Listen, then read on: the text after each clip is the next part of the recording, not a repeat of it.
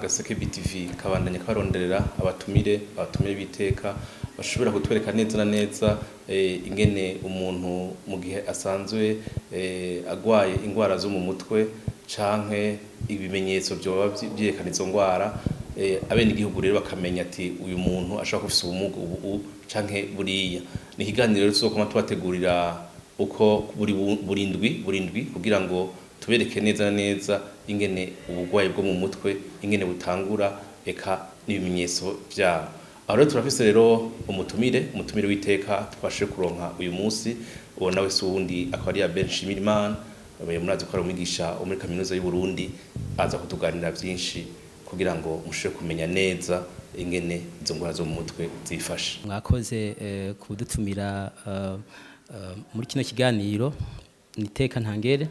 Jewe rero nkuko bamuheje kubivuga nitwa Shimirimana Abel, nkaba nigisha muri kaminuza y'u Burundi mu gisata cinyifato imibano hamwe n'ubuhinga bw'indero, nkaba nigisha no mu yandi makaminuza ngaha mu Burundi. Yego murakoze cyane. Turakunda kumva ubugwayi bwo mu mutwe, iyo bavuze ubugwayi bwo mu mutwe umuntu washatse kuvuga iki? Ni ryari tumenye yuko umuntu agwaye mu mutwe, ibimenyetso n'ibi?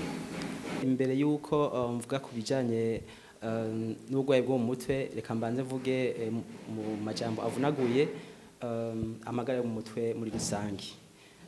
Iyo bavuze amagara yo mu mutwe baba bashatse kuvuga uko kuntu umuntu yifata muri rusangi mu buzima bwe bwa misi yose, uko umuntu aja ku mirimo yo ya misi yose, ukuntu yigenza, bakaraba yuko inyifato yiwe ijanye n'ivyo ikibano cemera, igihugu cemera. Ugira kabiri bavuze amagara yo mu mutwe baba bavuze kandi ikintu kijanye n'ubwenge. Aha mvuze ubwenge simvuze burya bwenge bwo mwishuri abantu ntibahave bavyitiranya, ndiko ndashaka kuvuga uko kuntu umuntu ahangana n'ingorane bahura mu buzima bwe bwa misi yose, akamenya ati ngeze mu kintu gishasha, ahantu hashasha, mpuye n'ikintu gishasha tutari bwahure, nza kumenya uko ngenda gitorera inyishu. Uku ubumenyi bwo mwishuri ni kimwe mu bwenge. Ubwa gatatu amagara yo mu mutwe barasigura kandi ikintu kijanye no kwinezereza. Umuntu afite amagara meza mu mutwe n'umuntu anezerwa n'ubuzima, akanezerwa n'uko ari n'ahari n'ubuzima bwa misi yose gutyo. Ubwa kane aribwo bwa nyuma, umuntu afite amagara meza yo mu mutwe ni umuntu afise imigenderanire myiza n'abandi bantu, akashobora kwiteza imbere, agashobora guteza imbere umuryango wiwe, agatera agacumu kumwe mu iterambere ry'igihugu. Nciye rero nduga kwijambo ry'ubugwayi bwo mu mutwe. Ubugwayi bwo mu mutwe ni ukuvuga ivyo mpejeje kuvuga igihe vyahungabanye, igihe umuntu atagishobora gukora ibikorwa vyo vya misi yose, atagishobora kuja ku mirimo yo ya misi yose, mu gihe umuntu adashobora gufata ingingo imbere y'ubuzima bugoye canke imbere y'ibintu bimuhanze, mu gihe umuntu adashobora kwinezereza bikwiye canke inezereza birenze nayo n'ingorane, mu gihe umuntu adashobora muri rusangi kugira ico aterereye kugira yiteze imbere no kugira ateze imbere umuryango wiwe n'igihugu abamo. Mbega asho agahungabana nyine kumva yuko agwaye canke bigenda gute? Indwara zo mu mutwe hariho ukuntu bazishira mu migwi. Hariho indwara zimwe zo ku rugero novuga yuko rutamuje cyane gose, ivyo bita nk'amanevrose mu rurimi rw'igifaransa. Ni ukuvuga izo ndwara ngo tuzobigaruka ko kumbure mu biganiro bizokurikira. Hariho umuntu ashobora kumva yuko akamenya, akaba yiyizi yuko afise akantu katagenda neza, muga bikamugora gusa ukungene izo ngorane aziva imbere. Ariko hariho izindi ndwara, ivyo bita amapsychose nk'akarorero, aho umuntu wewe aba ari mu yindi realite, mu yindi si yiwe, atakigira ku mategeko y'ikibano ciwe, aho rero biragoye kuko wewe ahubwo abona yuko abandi aribo badakomeye mu mutwe, wewe abazi yuko ababona yuko ivyiwe bitumbere ku murongo, kiretse gusa abandi nabo baheza bakabona yuko afise iyo ndwara yo mu mutwe. Umuntu arashobora kuvuga par exemple amwe tuvuga tuti ujya umuntu aragwaye mu mutwe, bikaboneka neza ibimenyetso bafise byerekana ko umuntu aragwaye mu mutwe, tavuze vyinshi byo bari nk'ibi. Ibimenyetso bimwe bimwe bikunda kwerekana yuko umuntu agwaye mu mutwe ni mu gihe umuntu aba asa n'uriko arabaho ata contact avec la réalité ikihari, atakiri connecté avec le monde, yabaye déconnecté. Rero ugasanga kubona umuntu nko kubijanye na comportement, no muntu ari agressif, umuntu ataguma hamwe, umuntu canke aguma yijiriwe, umuntu atwenga ubusa, umuntu akura impuzu, umuntu atagira isuku, umuntu hari ibimenyetso nyene ubona uri kurabira ukabona uti uyu muntu ntakimeze, ntariko yigenza nkuko abandi bantu bo mugi b'imyaka yiwe bahabaye muri rusangi bigenza. Ivyo rero kenshi bikunda kubonwa n'abantu baba bamwegereye, ari umuryango wiwe, abo bakorana ku kazi cyane ku ishuri, bivanye n'ico umuntu aba asanzwe akora mu buzima bwe bwa misi yose. Mbega ubumuga bwo mu mutwe burakira? Ubumuga bwo mu mutwe mu bisanzwe ubumuga bwo mu mutwe buratandukanye gatoyi n'indwara yo mu mutwe.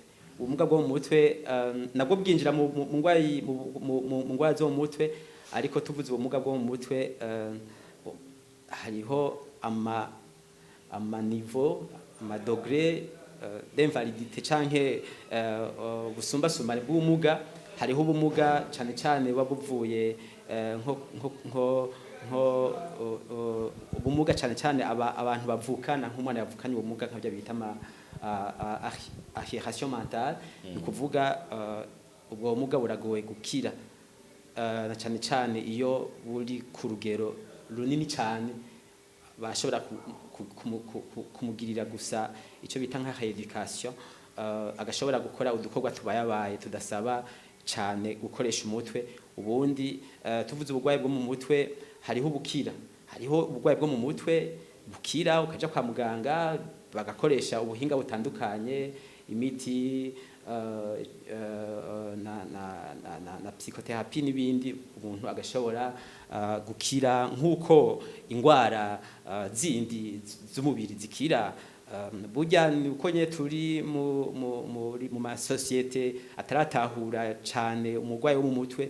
Umurwayi wo mu mutwe dushaka kumufata nk'uko mengo n'umuntu yatewe n'amashetani, n'umuntu ariko ni nka punition canke bijya bavuga ngo yatewe n'ibitega n'ibiki. Gaco usanga niyo umuntu agwaye hariho n'imiryango usanga iri kwirahisha umurwayi wo mu mutwe, ugasanga na hamwe bagiye kumuvuza umengo baramwikuye, umengo bavuze bati tuvireho uraduteje isoni ibiki n'ibiki.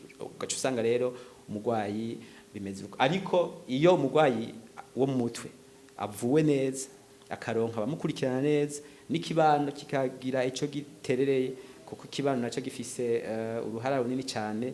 Dufatiye wanashima kubitera indwara zimwe zo mu mutwe, turetse ibijanye n'ubwonko buba bwamerewe nabi.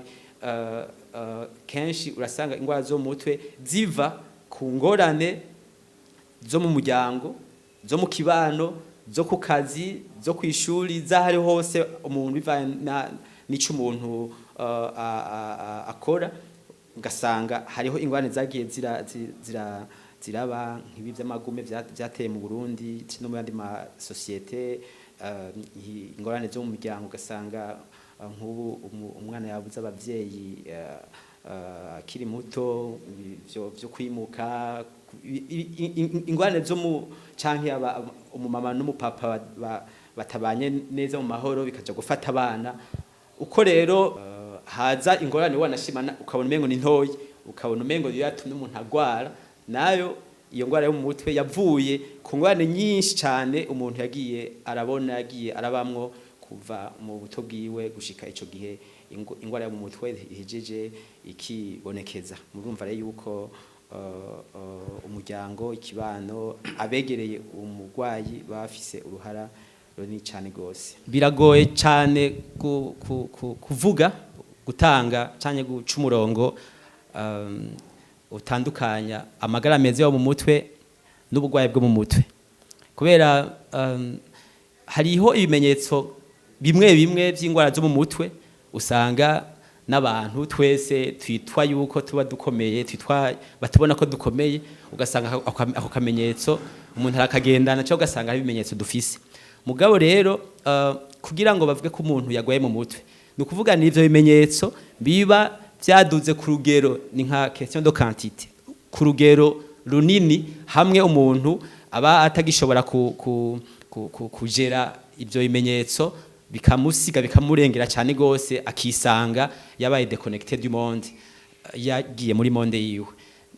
Ubundi hari ibimenyetso nko kwihebura iyo washikiwe n'ikintu, kwigunga, kwerekana ama conduite agressive rimwe rimwe, ivyo twese turabigendana. Hari gihe kunywa inzoga, kunywa itabi, kugira gute bishobora kwibonekeza muri alcoolisme canke mu yandi ma addiction.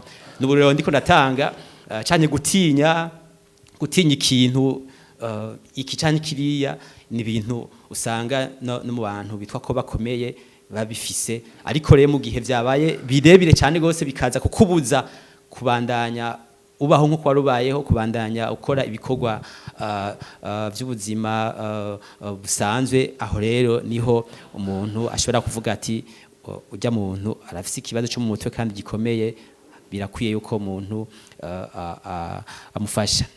Amagara yo mu mutwe n'uruhande rw'amagara muri rusangi, novuga yuko ari nka karahara mu rugana ntibacura, kubera amagara yo mu mutwe amaze kuba yahungabanye, urumva yuko umuntu ataba akija ku mirimo ya misi yose, umuntu ntaba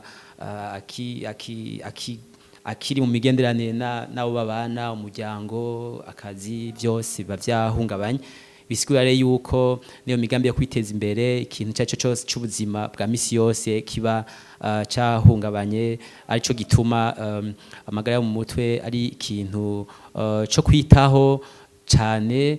Abantu ntibarindire yuko umuntu arinda kuja mwibarabara kujya bavuga ngo zakoranyeko. Hakaba kumbure na programme za prevention, programme zo gukinga amagara yo mu mutwe, nka kurya no mu magara yandi, amagara y'umubiri muri rusangi nayo nyene aba yitaweho.